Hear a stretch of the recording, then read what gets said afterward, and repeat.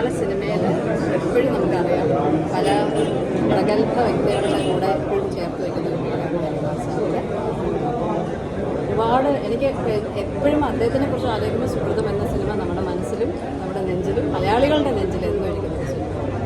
അങ്ങനെയുള്ള വലിയ പ്രഗത്ഭരുടെ മരണം എന്ന് പറയുന്നത് മലയാള സിനിമയ്ക്കും നമുക്കും എല്ലാവർക്കും ഒരു എന്താ പറയുക സങ്കടം മാത്രമല്ല, അവർ നമ്മളെ.